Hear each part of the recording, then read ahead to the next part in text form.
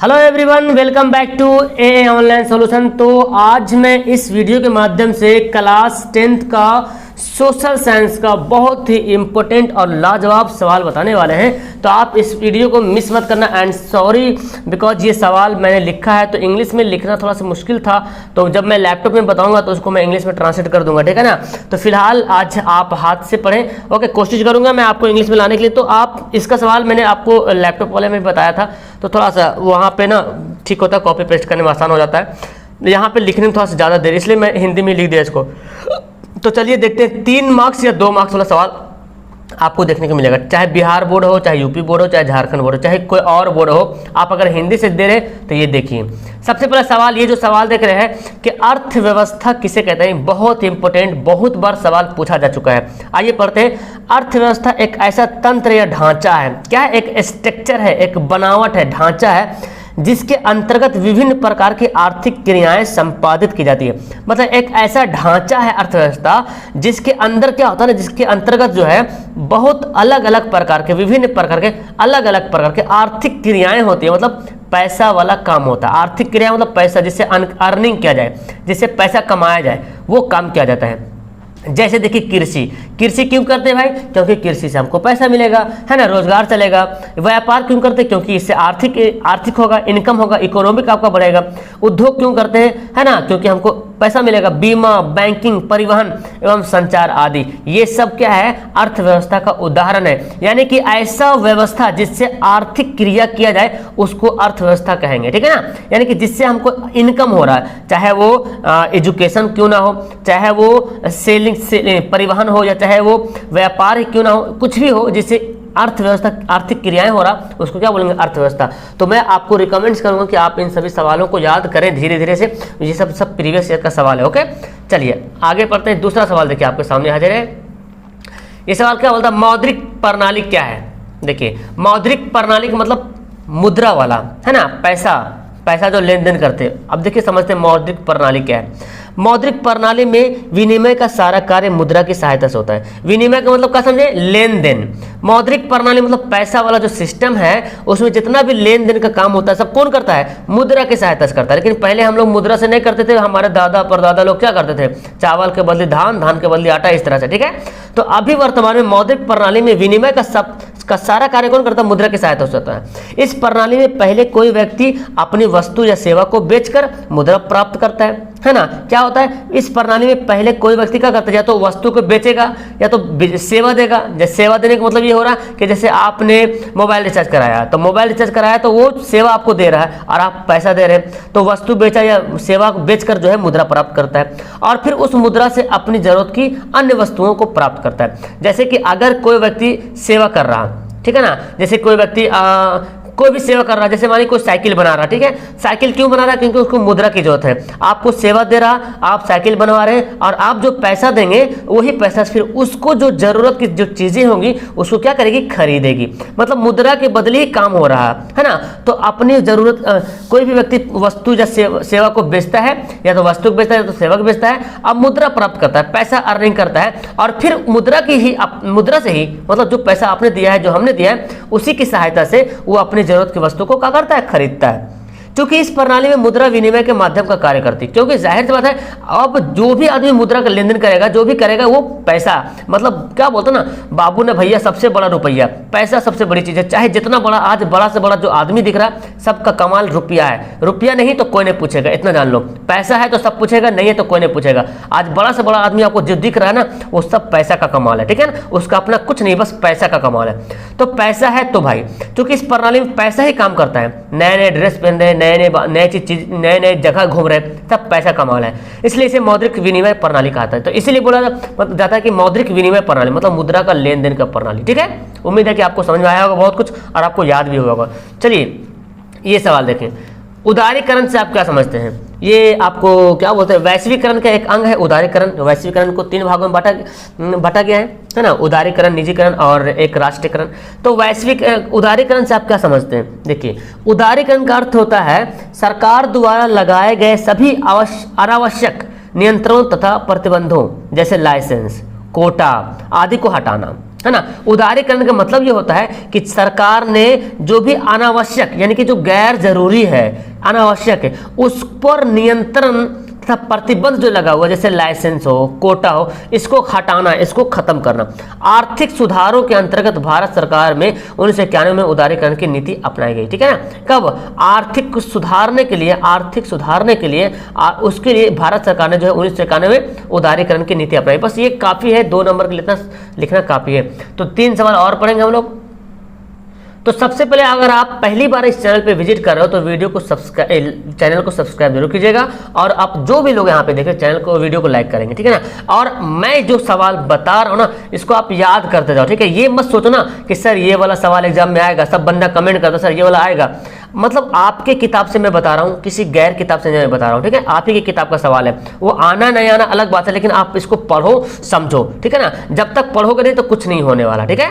देखिए ये सवाल बहुत बार एग्जाम में आ चुका है, आप किताब उठा के देखोगे गैर तो पता चलेगा। बाह्य स्रोत को परिभाषित करें, या बाह्य स्रोत क्या है? मतलब आउटसोर्सिंग, मतलब बाहर से जो स्रोत इनकम स्रोत कर रहे हैं, जो आउटसोर्सिंग हो रहा है उसको बोलते हैं बाह्य स्रोत।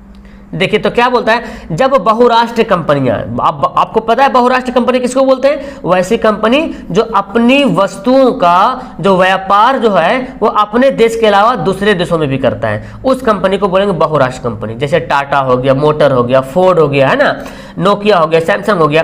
तो जब बहुराष्ट्रीय कंपनियां या अन्य कंपनियां संबंधित नियमित सेवाएं स्वयं अपनी कंपनियों के बजाय निजी या बाहरी विदेशी, निजी बाहरी या विदेशी स्रोत या संस्था या समूह से प्राप्त करती है। देखो क्या बोला जा रहा, जब बहुराष्ट्र कंपनी हो या अन्य कंपनियां हो, इससे संबंधित जो भी नियमित सेवाएं हैं, ठीक है, यानी कि इस कंपनी के अंदर जो भी सेवा हो रहा स्वयं अपनी कंपनी के बजाय, मतलब अपनी कंपनी से प्राप्त कर रहा, उसके अलावा उसके बजाय किसी और कंपनी से, किसी और बाहरी या विदेशी से स्रोत अर्निंग कर रहा, प्राप्त कर रहा, ठीक है ना।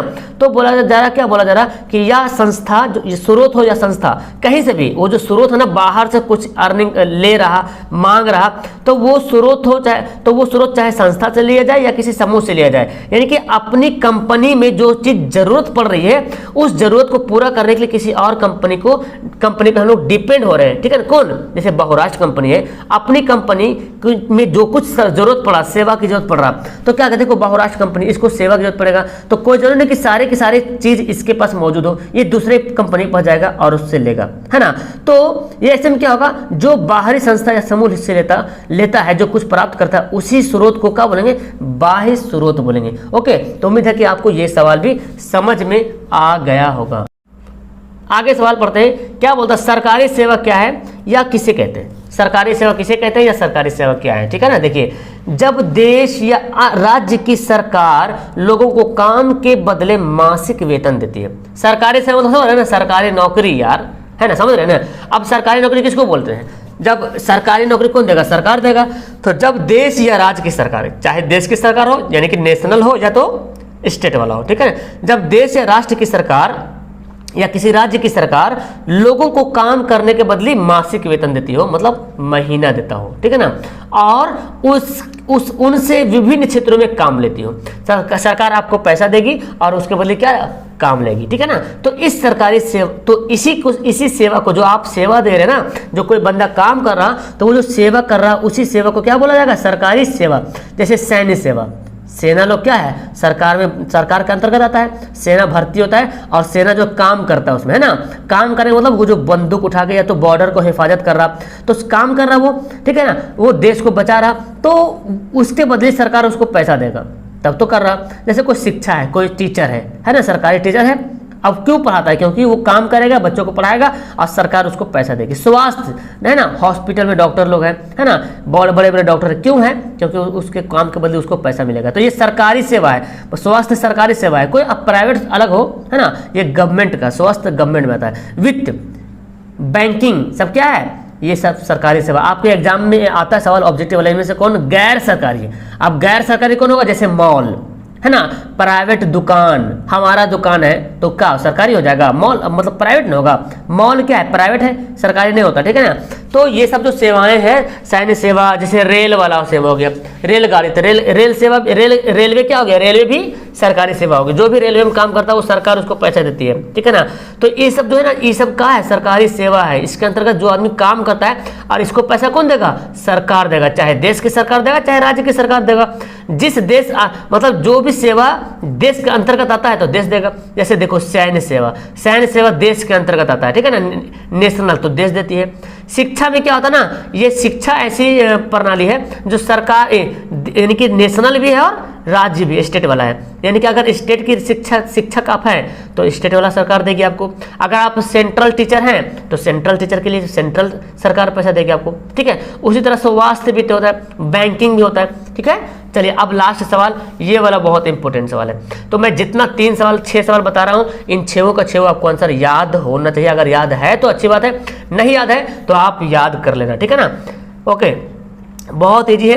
एटीएम क्या है? एटीएम का अर्थ होता है स्वचालित टेलर मशीन। तो पहले यही होता है एटीएम क्या है, तो एटीएम का अर्थ क्या है? स्वचालित टेलर मशीन। यह मशीन 24 घंटे रुपये निकालने तथा जमा करने की सेवा प्रदान करता है। मतलब एटीएम के बारे में जो भी मतलब आपको बकवास करना कर दीजिएगा कि एटीएम एक स्वचालित टेलर मशीन है और 24 घंटा पैसा निकालने का और जमा करने का भी काम करता है। जानते हैं भारत में सभी व्यापारिक बैंक जैसे state bank, Allahabad bank, ICICI bank द्वारा यह सुविधा है, ठीक है। आप देखो स्टेट बैंक, इलाहाबाद बैंक, आपको जरूर नहीं कि स्टेट बैंक, आपको कोई भी बैंक यहाँ पे लिख दीजिएगा तो यहाँ पे लिखिएगा भारत में जितनी सारे व्यापारिक बैंक है, कॉमर्शियल बैंक है, वो सब बैंक जो है, चाहे कि यूनियन बैंक हो, चाहे स्टेट बैंक हो, चाहे इंडियन बैंक हो, है ना, चाहे इलाहाबाद बैंक हो, चाहे ओवरसीज बैंक हो, चाहे केनरा बैंक हो, 2-3 बैंक का नाम लिख देना है।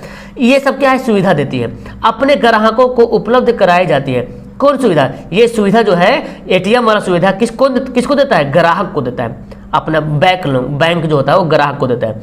एटीएम कार्ड मिलने के बाद एक गुप्त नंबर मिलता है। अब तो भाई साहब एटीएम का नंबर, अब आप चाहे तो गुप्त नंबर लिख सकते हैं, तो फिर बोल सकते हैं कि एटीएम कार्ड मिलने के बाद हमको एटीएम मशीन से एक गुप्त 4 अंक का गुप्त नंबर बनाना पड़ता है ना, जिसका OTP मेरे मोबाइल में आता है। इसे मतलब चाहते हैं तो लिख सकते हैं, लेकिन ये भी सिंपल है। एटीएम कार्ड अभी भी SBI बैंक का एटीएम जो मिलता है तो उसका भी गुप्त नंबर मिलता है, लेकिन बहुत सारे ऐसे बैंक है जो गुप्त नंबर अब नहीं देती है। आप डायरेक्ट जाइए और बनाइए नंबर। तो एटीएम कार्ड मिलने के बाद एक गुप्त नंबर, पिन कोड जिसको बोलते हैं, जिसकी सहायता से एटीएम कार्ड को एटीएम मशीन में डालते हैं और रुपये निकालते हैं पिन कोड वगैरह से, ठीक है ना। तो ये रहा आज का, ये डॉज रहा 6 सवाल, बहुत ही इंपॉर्टेंट है। तो इस 6 सवाल को आपको याद करना, नीचे कमेंट करना आप लोग जरूर कि इसमें से कितना सवाल आपको याद था, और याद नहीं है तो अभी वादा करो तुम लोग याद कर लेना। और अपना माइंड में कभी मत ये रखना कि सर ये सवाल आएगा कि नहीं आएगा। सवाल इंपॉर्टेंट है, आए या ना आए इससे कोई मतलब नहीं, सवाल इंपॉर्टेंट है और आपके पास बहुत टाइम अभी है, ठीक है ना। तो अभी से याद करना शुरू करो, सब सवाल याद हो जाएगा, ठीक है ना। तो कोशिश है कि हर क्षेत्र में जितना तरह सारा सवाल है, सब सवाल को कम से कम टच कर लेने, है ना, ताकि जो भी सवाल आ जाए तो उससे रिलेटेड आप कम से कम कुछ ना कुछ तो जरूर लिख दोगे। ओके, तो चलिए वीडियो को लास्ट करते हैं। आप लोग लाइक जरूर करेंगे वीडियो को, और पहली बार है तो चैनल को सब्सक्राइब करेंगे। ओके, मिलते हैं नेक्स्ट वीडियो में। That's all, thank you everyone, bye bye.